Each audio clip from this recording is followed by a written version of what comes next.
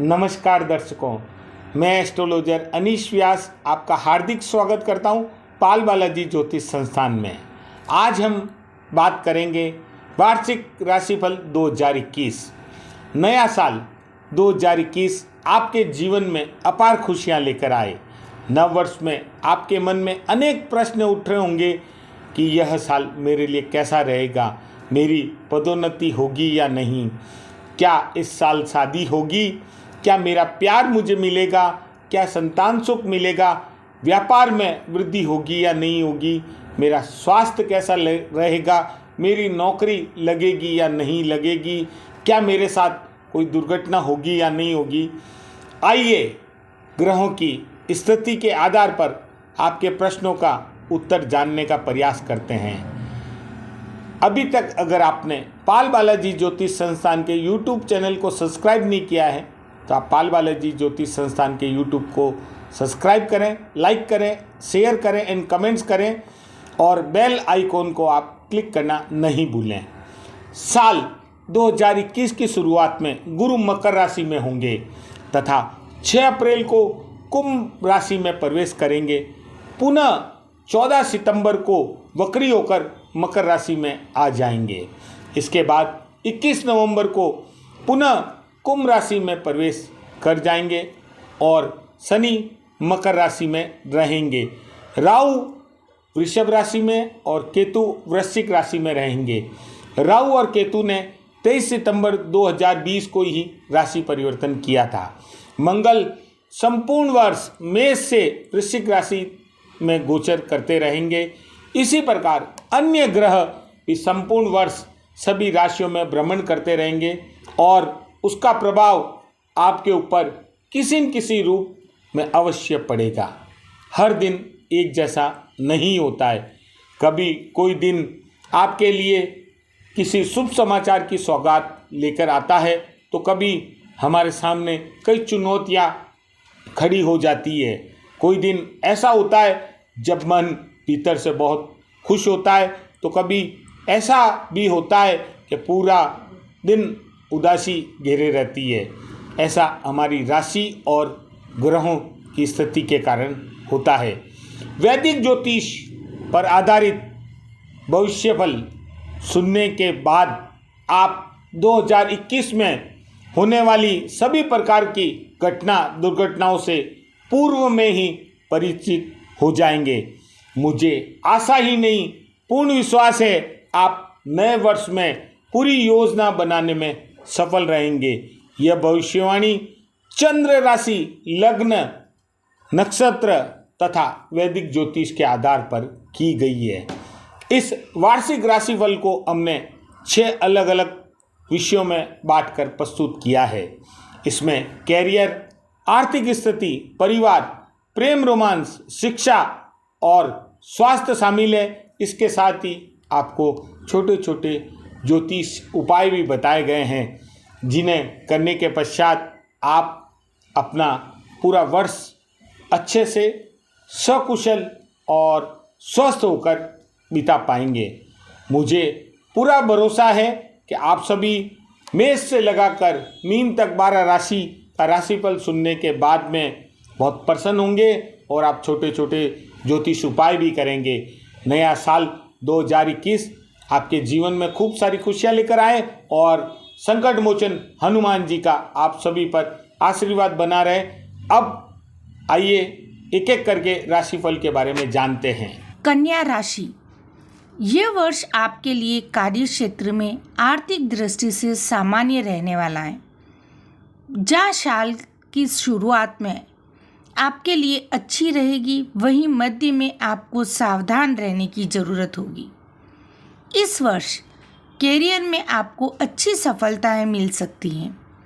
नई नई योजनाएं आपके जहन में आ सकती हैं।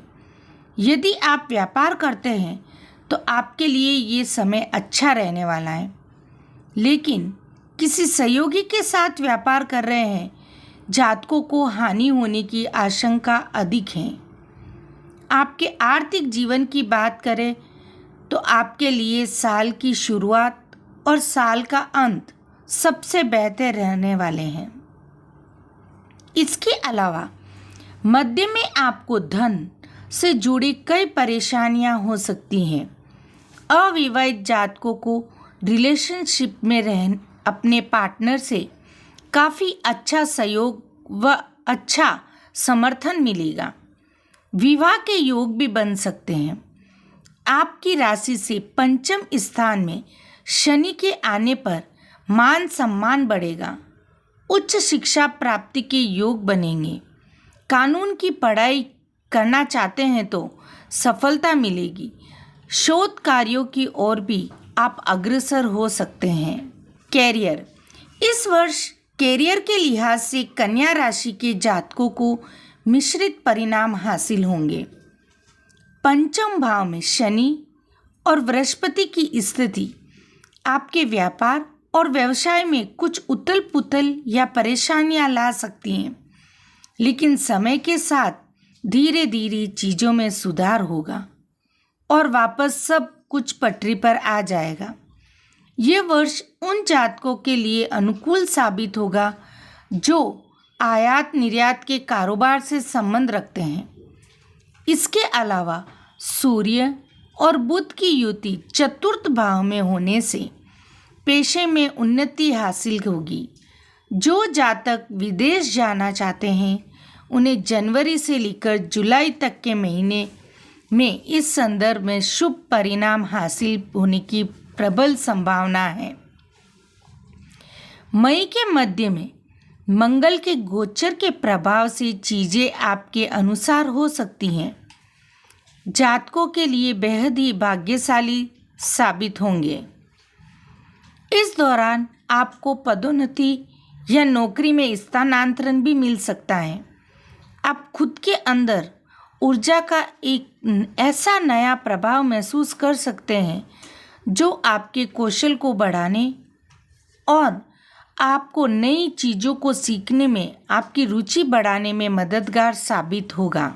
आर्थिक स्थिति, यह साल कन्या राशि के जातकों के लिए मिश्रित परिणाम लेकर आएगा।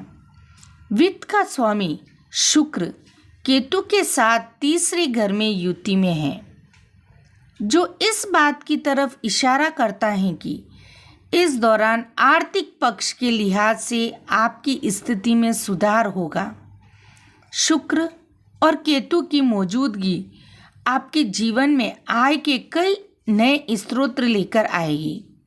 जनवरी और फरवरी के महीने के दौरान 8वें घर में मंगल की स्थिति के चलते आपको अपने जीवन में गुप्त स्रोतों से धन कमाने के अवसर प्राप्त हो सकते हैं। इसके अलावा वृषभ राशि में 9वें भाव में राहु की स्थिति होने से आपको अचानक धन लाभ होगा, जिससे कुल मिलाकर आपकी आर्थिक स्थिति मजबूत बनेगी। व्यवसाय विस्तार के लिए विदेश जाने के अवसर आपके लिए बेहतर परिणाम लेकर आएंगे। इस वर्ष सूर्य के चतुर्थ भाव में होने के चलते आपके खर्चों में वृद्धि होगी। नतीजा यह होगा कि इस वर्ष आप कोई नया वाहन, कोई घर या अपने सुख सुविधा की कोई भी चीज़ पर पैसा खर्च कर सकते हैं। परिवार, यह वर्ष कन्या राशि के जातकों के लिए अनुकूल साबित होगा। आपके वैवाहिक जीवन के स्वामी बृहस्पति 5वें घर में स्थित हैं, इसलिए इस वर्ष आप अपने जीवन साथी के साथ खट्टे मीठे पलों को जिएंगे और उनका आनंद उठाएंगे। यह वर्ष उन लोगों के लिए भी बेहद शुभ साबित होगा जो शादी करना चाहते हैं और अपने प्रेम जीवन को शादी के बंधन में तब्दील करने का विचार कर रहे हैं। साल के मध्य में भी आपके वैवाहिक जीवन के लिहाज से आपको अच्छे नतीजे प्राप्त होंगे। आपके पारिवारिक जीवन में कुछ कठिनाइयां आने की आशंका है। तीसरे भाव में केतु की स्थिति आपके परिवार में टकराव की वजह बनेगी। पैतृक संपत्ति को लेकर विवाद या लड़ाई हो सकती है। कार्यस्थल पर अपने व्यस्त शेड्यूल के चलते आप अपने परिवार के लोगों और दोस्तों के साथ ज़्यादा समय नहीं बिता पाएंगे। हालांकि ऐसे समय में भी आपको अपने माता पिता और जीवन साथी का सहयोग प्राप्त होगा, जो आपकी जीवन में आपकी सफलता के लिए फायदेमंद साबित होगा। प्रेम रोमांस। जहाँ तक बात आपके प्रेम जीवन की है, तो इस दौरान आप कुछ असमंजस की स्थिति में रहने वाले हैं। इस वर्ष आपको अपने और अपने साथियों के बीच मतभेद नजर आएंगे। अगर आप अपने झगड़ों, गलतफहमियों और लड़ाइयों को संभालते नहीं हैं, तो स्थिति बद से बदतर हो जाएगी। आपके रिश्ते में होने वाली किसी भी समस्या का मुख्य कारण आप दोनों के बीच में चल रही गलतफहमी और आप दोनों का गुस्सा है। इसलिए आपको सलाह दी जाती है कि इस दौरान शांति से रहें और अपने रिश्ते को वापस सही करने के लिए अपने पार्टनर से अच्छे ढंग से बातचीत करें। अपने किसी करीबी से सावधान रहें, अन्यथा वह आपके और आपके पार्टनर के बीच के रिश्तों को खराब करने के मकसद से आप दोनों के बीच समस्याएं पैदा कर सकता है। ऐसे में किसी भी स्थिति को समझदारी से संभालते हुए और धैर्य से काम लें। बृहस्पति के 5वें घर में गोचर के बाद सितंबर के महीने से आपको अपने जीवन में सकारात्मक परिणाम देखने लगेंगे। शिक्षा। यह वर्ष कन्या राशि के जातकों के लिए अनुकूल परिणाम लेकर आएगा। शिक्षा के स्वामी शनि बृहस्पति के साथ युति में अपनी ही राशि में मौजूद है। यह बात इस तरफ इशारा करती है कि यह वर्ष निश्चित रूप से उन छात्रों के लिए फायदेमंद साबित होगा जो उच्च शिक्षा हासिल करने के लिए बारे में भी विचार कर रहे हैं। इस वर्ष शिक्षा के क्षेत्र में उन्हें काफ़ी सुनहरे और शानदार अवसर मिलने की उम्मीद है, लेकिन ये सब आपको केवल कठिन परिश्रम और मेहनत से ही मिलेगा। इसके अलावा इस राशि के जातक प्रतियोगी परीक्षाओं की तैयारियां कर रहे हैं, उन्हें भी इस वर्ष सफलता मिलने की संभावना है। इसके अलावा पूरे वर्ष में 5वें घर में शनि की स्थिति होने के कारण अगर छात्र जातक पढ़ाई में कड़ी मेहनत नहीं करते हैं, तो आपके जीवन में देरी और कठिनाइयाँ आ सकती हैं। स्वास्थ्य। यह वर्ष आपके लिए अच्छे स्वास्थ्य की सौगात लेकर आएगा। 4थे भाव में सूर्य की बुध के साथ युति होने से वर्ष की शुरुआत में आपको अपने स्वास्थ्य के संबंध में शुभ परिणाम हासिल होंगे। इसके अलावा 3रे घर में केतु की मौजूदगी आपको उचित ऊर्जा प्रदान करेगी और साथ ही अपने स्वास्थ्य को उत्तम बनाए रखने के लिए आपको साहस भी देगी।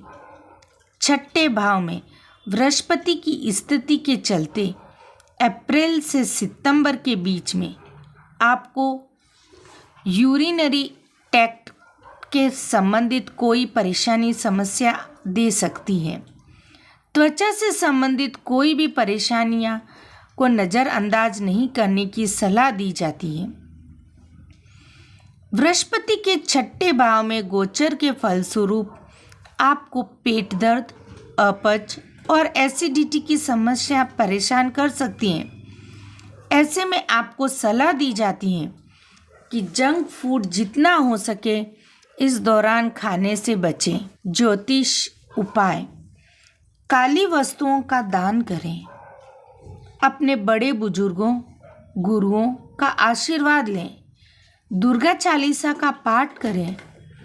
माता के मंदिर में जाकर माता रानी को लाल फूल और लाल फल अर्पित करें।